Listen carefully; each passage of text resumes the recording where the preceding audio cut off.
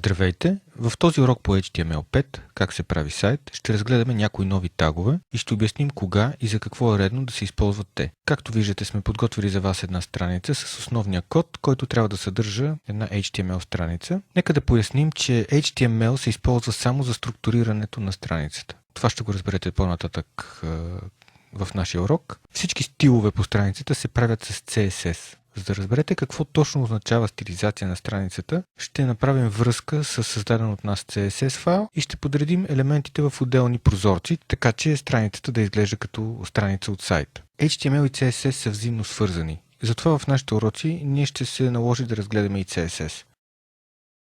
Нека първо създадем CSS файла. Той се създава също както HTML файла, но след точката разширението ще бъде CSS. За целта създаваме файл с името style.css. В този файл ще запишем нашите стилове. Както виждате, файла се казва style.css. Създайте CSS файла в същата папка, в която е създаден и HTML файла. Така ще ни бъде по-лесно да осъществим връзка между двата файла с директен път. Както виждате, това е нашия файл уроци.html. Ето как биха изглеждали двата файла. Това е уроци.html, а това е style.css. За да може HTML файла да вземе стиловете от CSS файла, в head елемента на нашата HTML страница записваме следния код. Link, rel, stylesheet, type, text CSS. След което това е нашата връзка към файла style.css. Тъй като се намира в същата папка, не е нужно да пишем пътища. Принципно пътищата се отбелязват с наклонена черта, преди това се слага папката, в която се намира самия файл. Но за наше улеснение, сега няма да изпадаме в тези подробности, затова създаваме двата файла в една и съща папка. Нека да разгледаме какво означава метатага UTF-8. Той всъщност ни позволява да пишем на български. Това е универсален набор от символи, който ни позволява да пишем на абсолютно всички познати езици, включително и на кирилица. Слагайте го винаги, той се слага в head частта, преди заглавието. Това е първият елемент, който се слага всъщност в head частта, в случая последван от нашето заглавие на страница и пътят към CSS файла. CSS стиловете за всеки елемент се записват в големи скоби, като всеки стил се записва на нов ред. Нека да зададем стил на нашият body елемент.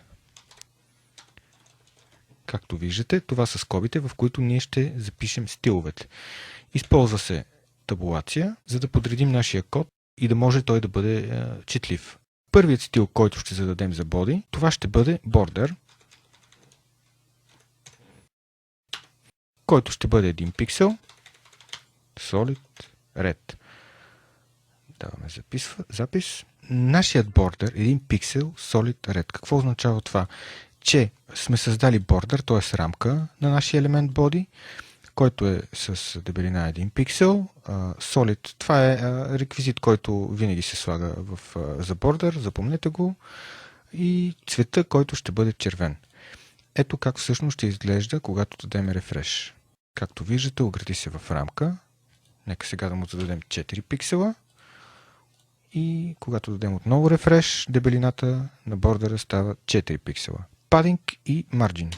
Padding, това е отстоянието, нека да го покажа нагледно, отстоянието, което ще бъде от вътрешната част на бордера. Ще му зададем 10 пиксела.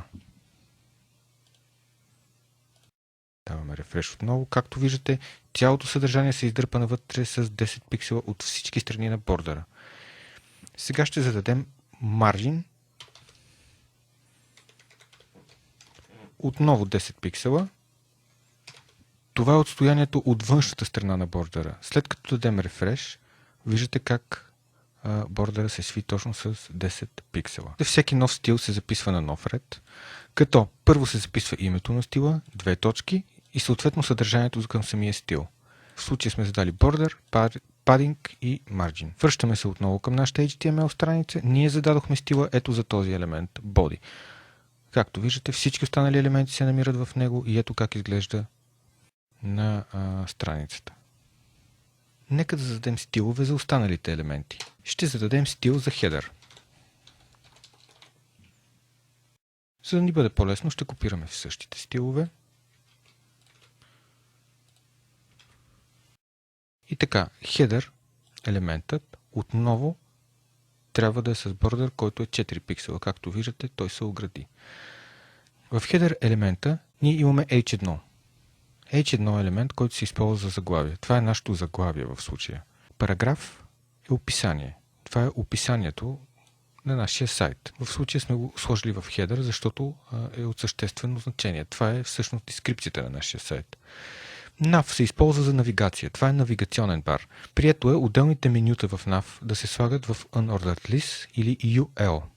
UL винаги съдържа в себе си лист елементи. Както виждате в момента те са 3, могат да бъдат и много повече. Те всъщност обусловят нашите менюта, които виждате. Това защо в момента са с точка, няма да изпадаме в подробности. По дефолт е така. Всеки Unordered List поставя точка нали елементите. Това ще го разгледаме за напред. Нека да направим следното в нашия CSS файл. Ние искаме всички UL елементи, които съдържат ли в себе си, да бъдат отново с този стил. Даваме Save. Както виждате, нашите менюта също се оградиха с бордер 4 пиксела, червен цвят. Section. Това е раздел. Section може да съдържа множество статии в себе си. Article. В случая ние имаме една статия, отново с заглавие H1 и параграф. Aside. Това е странична лента. Тя може да бъде в ляво или в дясно. Използва се за меню или някаква друга информация, която искаме да поставим в нашия сайт. Aside не е задължителен елемент. Той съдържа в себе си H2. Тагът H може да бъде от H1 до H6. Всъщност това по дефолт обусловя неговия размер. Както виждате, в момента тагът H1 е с доста по-голям шрифт. По дефолт е така, защото това е важно съдържание. Ние всъщност последствие може да го променяме. Няма да го правим в момента. Футъра, това е завършващата част на нашия документ. Той съдържа информация за авторски права. Там модерно в момента дори се слагат менюта в футър. Може да се слага карта на сайта и други подобни. След като обяснихме всички елементи в нашата страница и създадохме стилове за тях, нека да видим как ще създадем стил за повече елементи едновременно. Ние искаме нашия елемент Section, Footer, запетая казах, нашия елемент Section, Footer, параграф, също така нека да видим какви други имаме. Aside и Article. Нека всички тези елементи да имат ето този стил. По този начин, чрез запетая и интервал, ние създаваме стилове за всички тези елементи. По този начин пестим ресурс. Вместо, както виждате, може да отстраним хедера и H1 и да ги добавим тук. Ето по този начин. И когато дадем рефреш, всички стилове абсолютно ще бъдат оградени в бордър, който е 4 пиксела и червен цвят. Също както ще имат отстояние, падинг и марджин от вътрешната и външната страна на бордъра. Как да стилизираме определен елемент? Както виждате, нашия хедер елемент в случая има клас. Клас, който също се казва хедер. Класа се записва последния начин.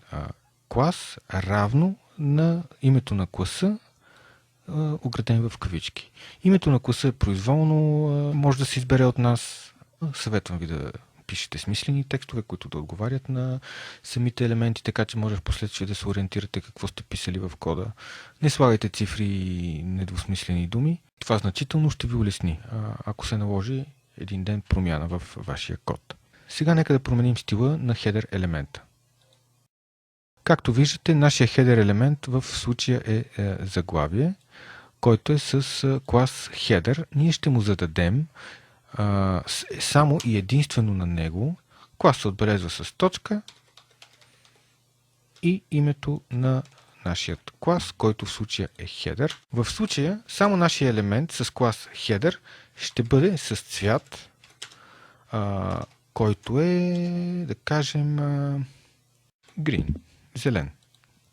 Записваме файла и нека да видим какво сме получили в нашата страница. Както виждате, всичко, което се съдържа в header елемента, стана с зелен цвят. Нашето H1, нашето описание, което е параграф и нашите nav UL елементи. По този начин ние задаваме стил само за един единствен елемент. Нека да обобщим. Това е нашият HTML5 документ. Това е главната структура на един HTML5 документ. Разбира се, съществуват още много тагове в HTML5.